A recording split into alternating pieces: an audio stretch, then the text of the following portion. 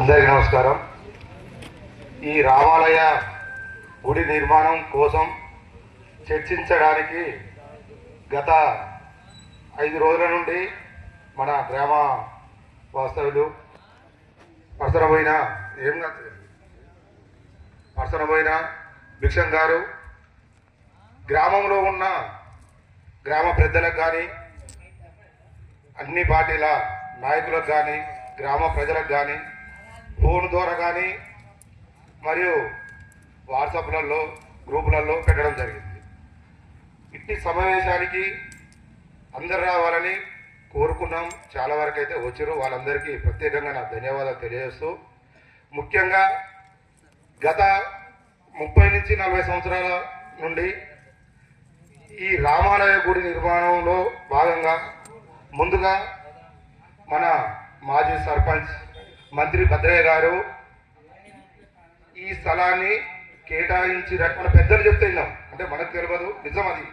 పెద్దలు ఆ రోజునున్న పెద్ద మనుషులు మంత్రి భద్రయ్య గారి ఆధ్వర్యంలో కుల పెద్దలు కానీ అప్పుడున్న ప్రజాప్రతినిధులు కానీ ప్రతి ఒక్కరూ ఆ రోజు ఈ స్థలం కేటాయించడం, ఆ భాగంలో కొంచెం భాగం కూడా ఇల్లు కొంచెం గుడి కట్టడం కూడా జరిగింది. అట్లా కొన్ని అనివార్య కారణాలు కావచ్చు, ఏదో ఒక భాగం కావచ్చు, అది కొంచెం ఆగిపోయినది. దాని తర్వాత మన గ్రామస్తులు కాంగ్రెస్ పార్టీ మండల అధ్యక్షుడు గడ్డం అనుపురెడ్డి గారు కూడా అప్పుడున్న అధికారంతో, సరే అప్పుడు ఉన్న పెద్ద మనుషులతో అందరి సహకారంతో ఇందులో మట్టి పోపేయడం, దానికి తోడు ఇందులో స్థలం కూడా సరిపోకపోతే ఆ స్థలాన్ని కూడా ఒకరి కాడ కొనడం, ఆ కొన్న వ్యక్తి కూడా డబ్బులు ఇవ్వడం జరిగింది. తర్వాత శంకుస్థాపన చేశాడు. కొన్ని అనివార్య కారణాల వల్ల అది కూడా ఆగిపోవడం జరిగింది.